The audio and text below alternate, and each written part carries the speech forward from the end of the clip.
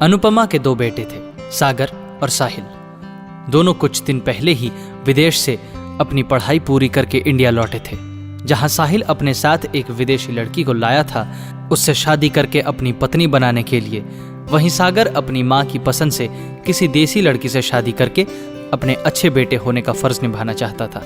तू देखना बेटा, मैं तेरे लिए इस विदेशी अंग्रेज से भी ज्यादा खूबसूरत दुल्हन लाऊंगी। अनुपमा एक अच्छी सी लड़की देखकर अपने दोनों बेटों की शादी एक ही मंडप में कर देती है। देसी बहू श्वेता और विदेशी बहू लिंडा दोनों अपने पतियों के साथ दुल्हन बनी दरवाजे पर खड़ी हैं और उनकी सास अनुपमा हाथ में आरती की थाली लेकर दोनों का स्वागत कर रही हैं। तभी श्वेता कहती हैं, सासू माँ, जल्दी से ये सब खत्म कीजिए ना, मैं बहुत थक गई हूँ। सुबह से इतनी बार आरती की थाली देख चुकी हूँ कि अब तो मेरे सर में दर्द होने लगा है। ये क्या बोल रही हो जेठानी जी? इतना अच्छा वेलकम मैंने अपनी पूरी लाइफ में कभी नहीं देखा। आई एम सो ग्लैड कि मुझे इंडियन मैरिज जीने का मौका मिला। इतना प्यारा हैप्पी मोमेंट देखकर किसी के सर में दर्द कैसे हो सकता है? अरे रहने दे मेरी विदेशी बहू, तुझे अच्छी बहू बनने की नाटक करने की कोई जरूरत नहीं है।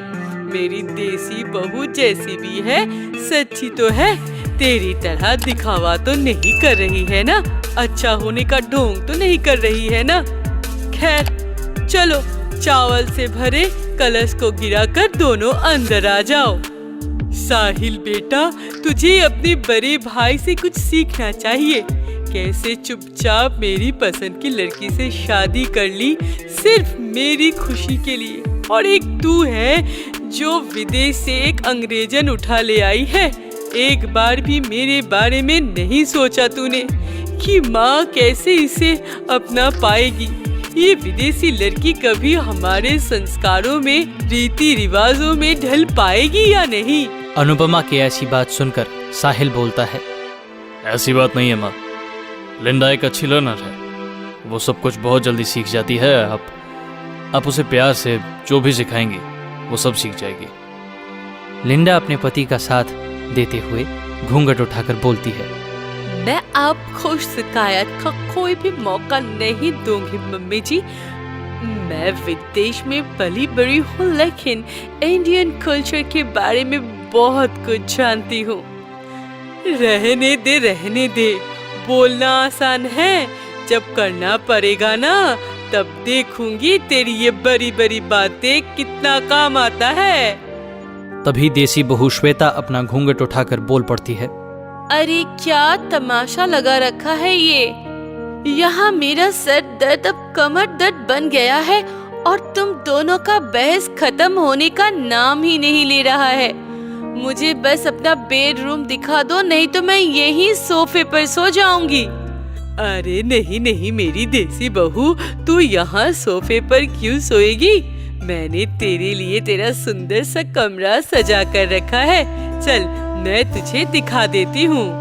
अनुपमा अपने बड़े बेटे सागर और देसी बहू श्वेता को उनके बेडरूम तक छोड़कर आती हैं और साहिल खुद ही अपने पत्नी के साथ अपने बेडरूम में चला जाता है।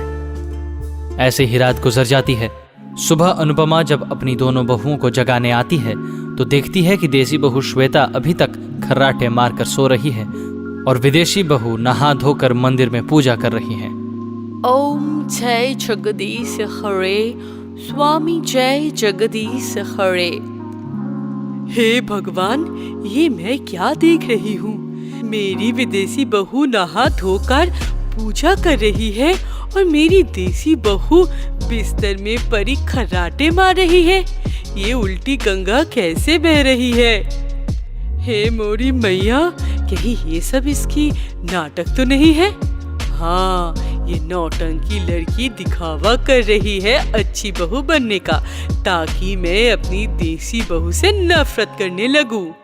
तभी विदेशी बहू लिंडा पूजा की थाली लेकर उसके पास आई और पैर छूते हुए बोली, भाई लागो मम्मी जी, मुझे अपना आशीर्वाद दीजिए कि मैं अपना पति और परिवार को खुश रख सकूं।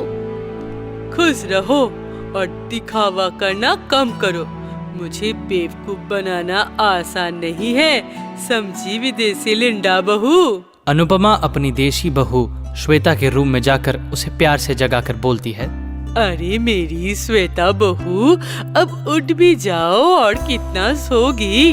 आज तुम्हारा पहला दिन है इस घर में और पहली रसोई की रस्म भी, इसीलिए जल्दी से नहा धोकर तैयार हो जाओ।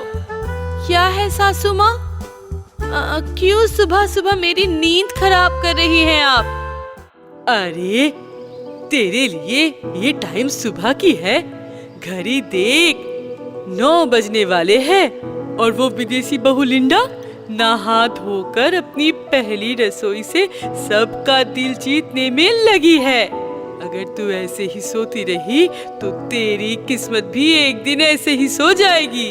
अपनी सास की बात सुनकर श्वेता आंखें मलती हुई बिस्तर से उठती हैं और बाथरूम में घुस जाती हैं। इधर लिंडा अपने पति से कहती हैं, आपकी माँ को मेरा क्या हुआ?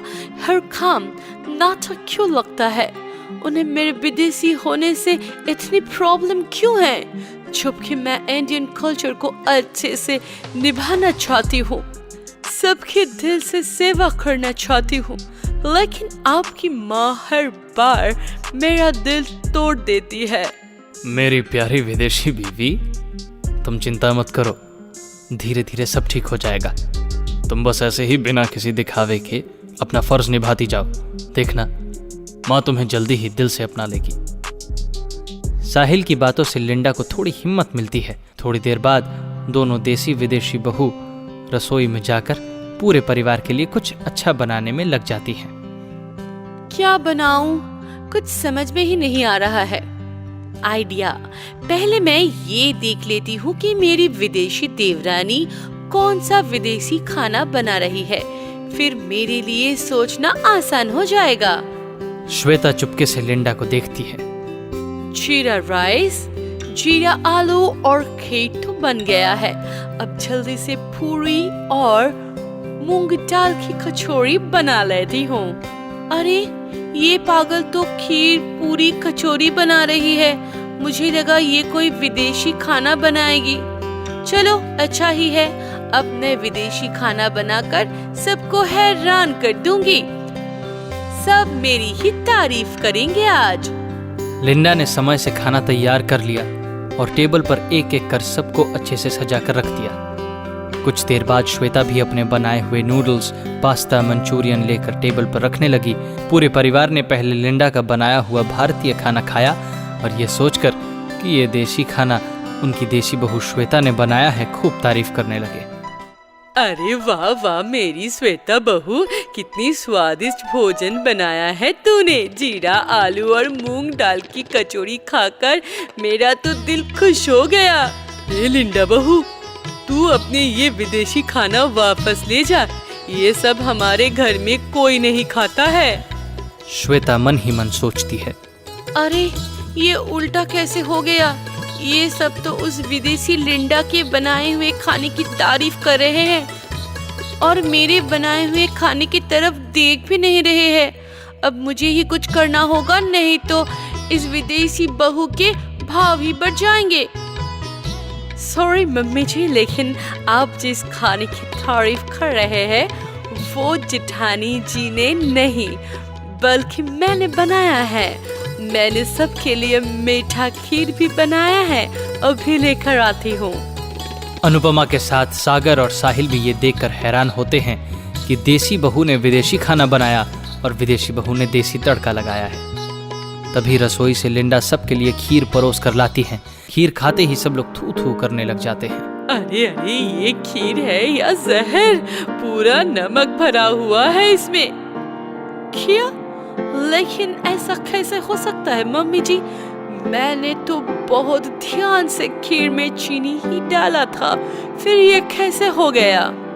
श्वेता पीछे खड़ी ये सब देखकर मुस्कुरा रही थी। तभी अनुपमा ने कहा, अरे ओ श्वेता बहू, तुझे क्यों हंसी आ रही है?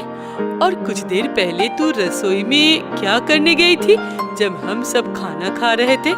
सच बता, तूने ही लिंडा बहू के बनाए खीर में नमक मिलाया है ना? क्या?